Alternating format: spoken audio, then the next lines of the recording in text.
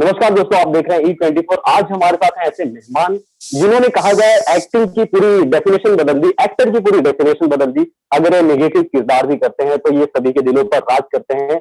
और कहा जाए छोटे-छोटे किरदार करने के बाद आज ये ऐसे मुकाम पर जा पहुँचे हैं कि अगर इनका नाम लिया जाए तो फ़िल्म वैसे ही दिख जाती है। लोग टिकट लेकर फ़िल्म देखने जाते हैं और इनकी लाइफ और भी इंस्पायरिंग है। जी हाँ, मैं बात कर रहा हूँ नवाजुद्दीन सिद्दीकी की, जो कि हमारे साथ मौजूद है। नमस्कार, नमस्कार सर। नमस्कार सर, कैसे हैं आप? जी, तो अगर बात की जाए तो सबसे पहले हमें बताइए 2020 काफ़ी डरावना रहा सभी के लिए और काफ़ी क्रांति भी आई है इस साल। तो सबसे पहले डिस्क्राइब करिए हमें 2020 क्या है आपके मुताबिक? हाँ, जैसे आपने कहा डरावना भी रहा 2020 क्योंकि लोगों को बहुत मुश्किलों का सामना करना पड़ा बिकॉज़ ऑफ पैंडेमिक और किस तरीके से लोगों ने निकाला है। आई थिंक ये तो माइनस ही कर देना चाहिए अपनी लाइफ में 2020 जो है, उसको काउंट ही नहीं करना चाहिए। But at the same time as an actor अगर देखा जाए मेरी 2-3 फ़िल्में रिलीज़ हुई ओटीटी पे। ओटीटी पे ही पॉसिबल हो सकती है क्योंकि थिएटर, सिनेमा हॉल तो बंद थे। But it was wonderful experience. जो रिस्पॉन्स मिला उन फिल्मों को, रात अकेली या सीरियस मैन को, वो बहुत ही अमेजिंग था। थैंक्स टू मतलब लोगों को धन्यवाद देना चाहता हूँ मैं कि उन्होंने बहुत अच्छे से उसको सराहा।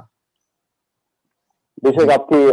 आपकी जो फ़िल्में थी, आपकी जो सीरीज़ थी सीरियस मैन, बाकी रात अकेली है, उसने कहा जाए तो हमारा काफ़ी कहा जाए इतने क्रूशियल माहौल में भी थोड़ा एंटरटेन किया हमें, काफ़ी कहा जाए काफ़ी वक़्त उस ज़ोन से हमें निकाला और आपका किरदार जो कि हमेशा ख़ास होता है, इस बार भी ख़ास रहा।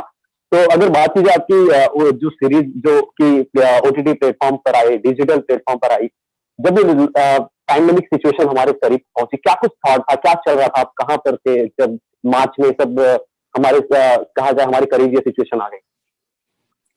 मैं तो मार्च में तो मैं शूटिंग कर रहा था but at the same time वो आई थिंक 19th के आसपास लॉकडाउन हो गया, वापस आना पड़ा। मैं लखनऊ में शूट कर रहा था, वापस आया। उसके बाद तो फिर लॉकडाउन के बाद फिर एक और लॉकडाउन, ये वो, तो फिर काफ़ी टाइम हो गया। तो शुरू में मैं मुंबई में रहा 2 महीने तक, फिर अपने गाँव में चला गया, वहाँ जाके खेती-वेती की और उसके बाद मैं चला गया था देहरादून। तो मैं 2-3 महीने तक ओके, देहरादून में रहा, लोगों से काफ़ी दूर रहा, मतलब आस-पास कोई था ही नहीं, अकेला ही रहा मोस्टली अपनी मदर के साथ। तो थोड़ा-सा जब कॉन्फिडेंस आया तो मुंबई आया, बस यही था बस। अभी आई थिंक जनवरी में हम लोग स्टार्ट करने वाले हैं दूसरी फ़िल्म की शूटिंग। ओके। जी। अगर बात की जाए नवाज़ सर, ये आज काफ़ी सिनेमा बदल गया है। ख़ैर आपने लंबा अरसा दिया है, वक़्त दिया, आपने सिनेमा को करीब से देखा है। लेकिन ये 1-2 साल में जो कहा जाए क्रांति आई है, बदलाव आया है। आज बड़े-बड़े एक्टर ओटीटी पर, डिजिटल पर फ़िल्में कर रहे हैं और कनेक्ट जो ऑडियंस है काफ़ी कनेक्ट कर रही है उससे और काफ़ी ढेर सारा प्यार मिल रहा है। तो ये बदलाव को किस तरह देखते हैं आप, जिस तरह डिजिटल को इतना बेशुमार प्यार मिल रहा है? कंटेंट बहुत अच्छा है, राइटिंग बहुत अच्छी है और जो फ़िल्में फ़िल्में या सीरीज़ आ रही हैं, वो सबसे बड़ी बात ये है कि स्पेशली जो एक्टर्स को लेके जो बनाया जा रहा है, वो बहुत उसमें बहुत दम है। स्टार्स जो होते हैं, बॉलीवुड के जो स्टार्स हैं, अब तो वो भी आने लगे इस तरफ। बट पहले तो स्टार्ट एक्टर्स नहीं किया था ये, जो अच्छे एक्टर्स थे। और जी। एक्टरों की जो एक्टर्स जिनको पता भी नहीं था, जिन एक्टर्स के बारे में लोगों को थैंक्स टू ओटीटी या जो वेब सीरीज बनी उनकी वजह से ग्रेट एक्टर्स निकल के आए। तो ये बहुत अच्छा एक्सपेरिमेंट भी हुआ और बहुत अच्छा आज हमें वक्त वक्त का पता चल रहा है, मतलब एक्टर्स की, कि भाई एक्टर्स वाकई एक्टर्स होते हैं। और because of great actors, great directors, great writing, इसकी वजह से एक पूरा ही रेवोल्यूशन सा हो गया। तो अगर ये ना होता तो आई थिंक पैंडेमिक की वजह से ये एक अच्छी बात हुई कि लोगों ने देखा भी उनको, उनके काम को सराहा भी। तो ये चूंकि वो अच्छा काम था, वो बॉलीवुड की फिल्म की तरह 5 गाने और एक्शन और डांस और रोमांस टिपिकल जो होता है वो नहीं था उनमें। अगर आज जैसे आप स्टार्स को जब याद करते हैं, उनके गाने याद आते हैं आपको, जी। लेकिन जब एक्टर्स को याद करते हैं तो उनके सीन्स याद आते हैं आपको। ये फ़र्क है, तो ये फ़र्क ओटीटी ने बहुत अच्छे से डिफरेंशिएट किया एक्चुअली।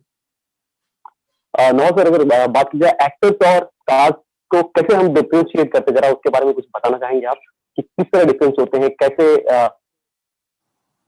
नहीं देखिए, जो टिपिकल जो स्टार होते हैं बॉलीवुड के, उनकी बात कर रहा हूँ मैं। जी हालांकि अब तो वो भी एक्सपेरिमेंट करने लगे।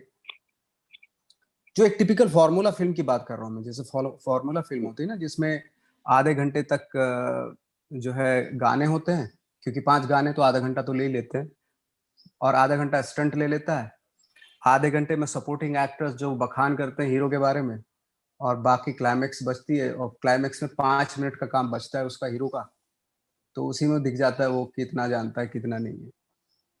तो ये एक तरह का ये स्टार सिस्टम है, जो फार्मूला फिल्मों का जो स्टार सिस्टम है ये ओके, है। नाइस, एक्टर्स जो बहुत अच्छा बेचारे फॉर्मूला एक्टर है। को है जी जी जी। ये फॉर्मूला है मतलब। तो इसके इसके बिल्कुल अलग जो है वो एक्टर होते हैं, कि आप अगर उनके ऊपर 10 एपिसोड की भी सीरीज बनाओ, उसमें भी वो जितने भी एक्टर्स हैं सबकी अपनी खुद की आइडेंटिटी बनती है। आपने पैंडेमिक के दौरान जितनी सारी अच्छी अच्छी सीरीज आए हमारी कंट्री से भी बाहर से भी, आपने देखा होगा कि एक्टर्स अपने दम पे, जो वाकई एक्टर्स हैं वो अपने दम पे ये सारी चीजें कैरी करके ले गए। जब पहले कहा करते थे कि स्टार मतलब अपने शोल्डर पे स्टार अपनी फिल्म लेके जाता है, वैसा कुछ नहीं होता। अच्छा एक्टर भी अपने शोल्डर पे जी सर। 10 घंटे की सीरीज भी ले जा सकता है। तो ये जो एक भ्रम था लोगों का, वो टूटा। खासतौर से फिल्म इंडस्ट्री के जो लोगों का जो भ्रम था, बॉलीवुड के टिपिकल लोगों का जो भ्रम था, वो टूटा। और थैंक्स टू मतलब डायरेक्टर्स ऑफ मेकर्स, ये पॉसिबल हो पाया। जी जैसा कि फ़िल्मों में हमेशा से कहा जाए तो आसान शब्दों में ये मैं नेपोटिज़्म की बात कर रहा हूँ, कि फ़िल्मों में कहीं न कहीं का कई बार उन एक्टर्स को काम मिलता है डिज़र्विंग और भी एक्टर हैं, उनके कंपेयर दूसरे एक्टर्स को काम मिलता है क्योंकि उनके कॉन्टैक्ट एक्टर से काफ़ी अच्छे होते हैं, प्रोड्यूसर से काफ़ी अच्छे होते हैं और वेब सीरीज़ में ये भाव अभी तक नहीं आया है। इस वजह से जो एक्टर हैं असली मायनों में, उन्हें काम मिल रहा है और वो अच्छी परफ़ॉर्मेंस कर रहे हैं। नहीं देखिए, नेपोटिज्म की बात नहीं है। नेपोटिज्म तो हर जगह है, कहीं भी जी, ले लीजिए आप। अब देखिए, नेपोटिज्म में अगर सपोज कोई फिल्म फ्रेटर्निटी का एक्टर है और वो फिल्म करना चाहता है, तो उनके आसपास के लोग उसको बढ़ावा क्यों नहीं देंगे? ऑफ कोर्स देने देंगे वो। बट द थिंग इज के नेपोटिज्म को बढ़ावा हमारी ऑडियंस भी देती है ना।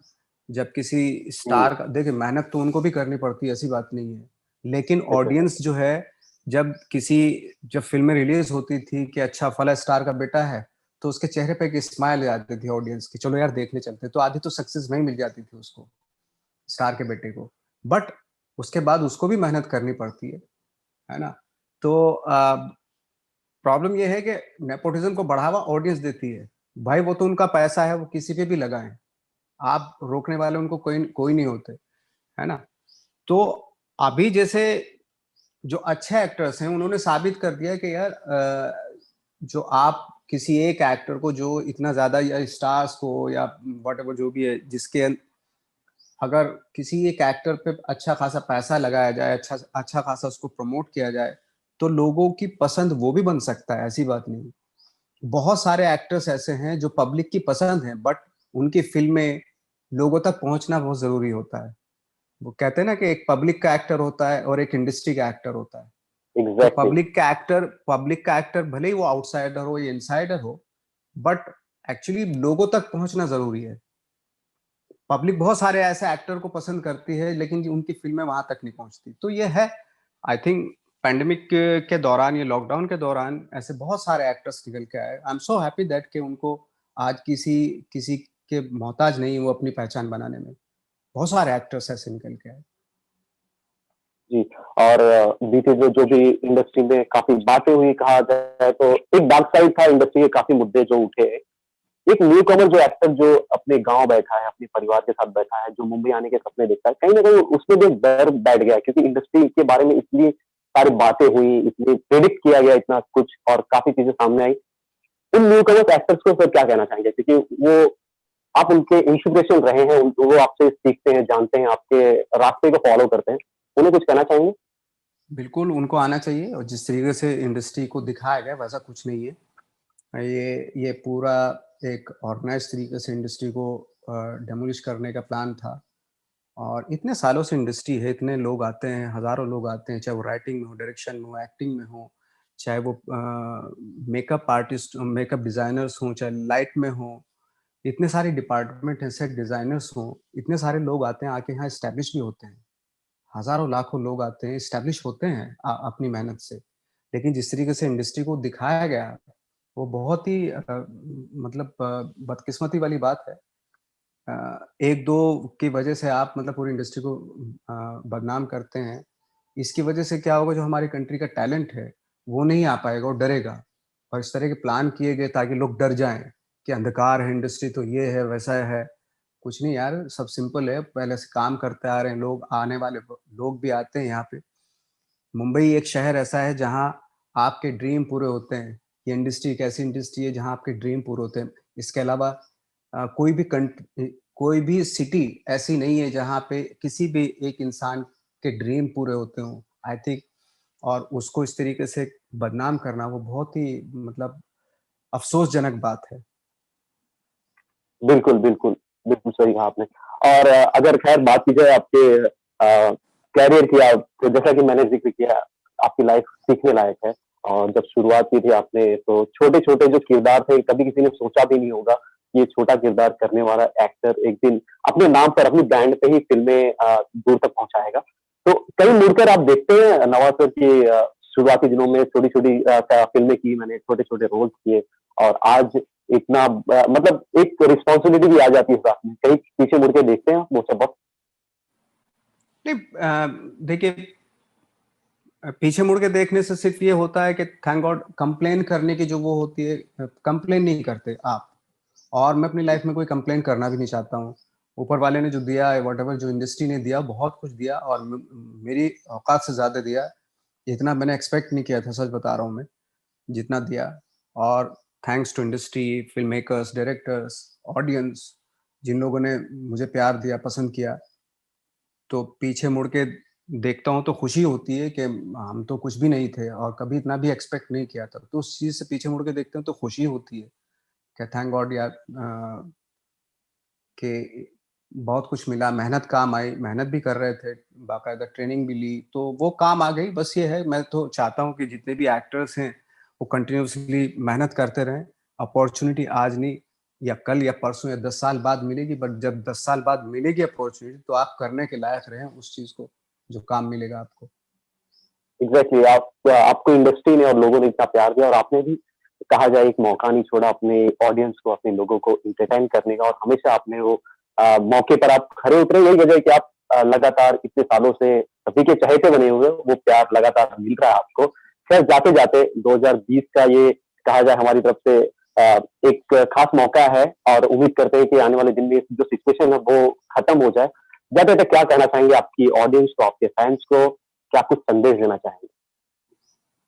मैं बस यही कहना चाहता हूँ कि बहुत पॉजिटिविटी रखें और आई थिंक ये इस लॉकडाउन ने हम सब लोगों को एक दूसरे का सपोर्ट करना सिखाया। ये इसीलिए हमें शायद हमें ये वक्त मिला था इंट्रोस्पेक्ट करने के लिए कि हम अपने बारे में जानें और पॉजिटिविटी रखें, सब मिल के चलें और देश को, फिल्म इंडस्ट्री को स्ट्रॉन्ग बनाएं और अपने ड्रीम पूरे करें और ज़रा सा भी दिमाग में कोई ऐसी बात ना रखें जो आपको कहीं न कहीं नेगेटिविटी की तरफ ले जाती हो। आई थिंक वापस से फिर रिक्रिएट होंगी और आई होप कि बहुत जल्दी सारी चीज़ें नॉर्मल हो जाएँ। तो अ, बस यही है, यही